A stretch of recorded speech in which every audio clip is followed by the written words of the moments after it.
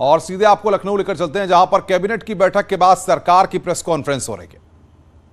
हम लोग सोचे हैं कि पर वर्ष 2 लाख किसान और मुख्यमंत्री लघु सिंचाई योजना से ही जो ये पाइप आदि गुणवत्ता सामग्री शासकीय जेम पोर्टल पर ही विभाग से केंद्रीकृत व्यवस्था के अंतर्गत जेम पोर्टल पर अनुबंध सामग्री भी और जेम पोर्टल पर ही ये सब किया जाएगा। मुख्यमंत्री लघु सिंचाई योजना के कारण जो ब्लास्ट बेल है, इसके कारण जहां हमारे पठारी क्षेत्र हैं वहां के किसानों को भी अब लाभ मिलेगा और एक तरह का वर्षा जल संचयन का वाटर रिचार्ज भी इन क्षेत्रों में किया जाएगा। इससे किसानों को बहुत लाभ मिलने वाला है, जिसकी हम कल्पना नहीं कर सकते।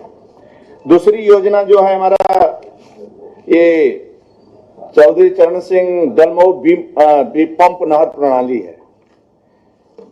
इसके माध्यम से किसानों को ये योजना के उपरांत 7,134 हेक्टेयर सींच की पुनर्स्थापना तथा 10,313 हेक्टेयर के अतिरिक्त सींच, इस प्रकार यह 17,747 सींच बढ़ेगी और 222 ग्राम पंचायतों की सिंचाई सुविधा उपलब्ध कराई जाएगी और 40,000 कृषक इससे लाभ प्राप्त करेंगे।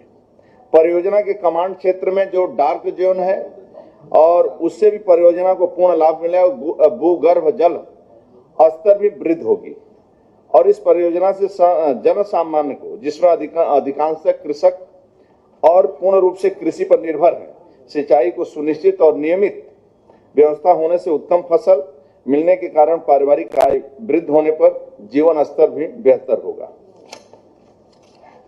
ये महत्वपूर्ण योजना है जिससे उन्नाव और रायबरेली के किसानों को इससे लाभ मिलेगा। यही 2 महत्वपूर्ण योजना था सिंचाई विभाग का और आप सबका मैं करवा चौथ के अवसर पर हार्दिक शुभकामनाएं देता हूँ। धन्यवाद। मैं कंटिन्यू करता हूँ इसमें। आप बोले, मैं हाँ मैं बोल लेता हूँ। मुख्यमंत्री आदरणीय योगी आदित्यनाथ जी की अध्यक्षता में जो आज मंत्रिपरिषद की बैठक हुई है, ये मुख्यतया आज का दिवस किसानों को समर्पित रहा है और साथ साथ में कुछ नई नीतियों को बनाने का। अभी सिंचाई सुविधा की दृष्टि से हमारे जल संसाधन मंत्री जी ने आपके सामने प्रकाश डाले हैं कि 2 महत्वपूर्ण फैसले सिंचाई की दृष्टि से हुए हैं।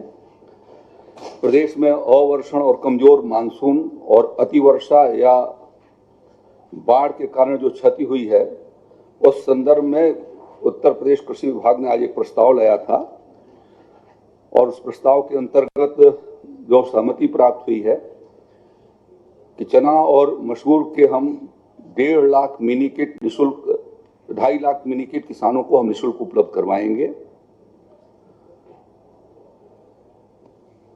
1.5 लाख निःशुल्क मिनी किट मसूर का होगा, 1 लाख मिनी किट चना का होगा। मसूर 8 किलो एक किट के भीतर होगा, चना 16 केजी का किट होगा। तो इस प्रकार से 16,000 क्विंटल चने का, 12,000 क्विंटल मसूर का, 28,000 क्विंटल दलहन के बीज हम निःशुल्क किसानों के बीच में वितरित करेंगे और इस पर 32 करोड़ 64 लाख रुपए की धनराशि व्यय होगी। यह कार्यक्रम आज के बाद से तुरंत शुरू कर दिया जाएगा। सभी 75 जनपदों के भीतर इसका वितरण होना है, जहां पर वो 2 लाख हेक्टेयर प्राथमिकता में होंगे, जहां के किसान खरीफ का आच्छादन नहीं कर पाए थे या सूखे की वजह से उन्होंने अपने खेत को उलटना पड़ा या अतिवर्षा की वजह से उनकी दलहन की फसल खराब हुई है या बाढ़ की वजह से खराब हुई है और उससे बचता है तो शेष अन्य किसानों को। आपको ध्यान में होगा कि इसके पहले हमने सरसों और राई और तोरिया के भी मिनी किट के बारे में हमने आपके बीच में बात रखी थी। उसी कंटिन्यूएशन में इस कार्यक्रम को हम लोगों ने आगे की ओर बढ़ाया है। दूसरी एक महत्वपूर्ण निर्णय आज राज्य में प्राकृतिक खेती बोर्ड के गठन का हुआ है। माननीय मुख्यमंत्री जी की हम लोगों ने अपने चुनाव संकल्प पत्र के समय और सरकार बनने के समय भी इस बात को दोहराया था कि राज्य के भीतर मिशन प्राकृतिक खेती के मिशन मोड पर हम लोग संचालित करेंगे और उस बात को ध्यान में रखते हुए बुंदेलखंड के सभी 7 जनपदों के 47 विकास खंडों के लिए हमने अलग से प्रस्ताव लाए थे 68 करोड़ रुपए के 68 करोड़ कुछ लाख रुपए की धनराशि से। आज उसी के परिप्रेक्ष्य में हम लोगों ने इस बात का निर्णय किया है कि राज्य के भीतर एक प्राकृतिक खेती बोर्ड का गठन किया जाएगा। वह माननीय मुख्यमंत्री जी उसके अध्यक्ष होंगे,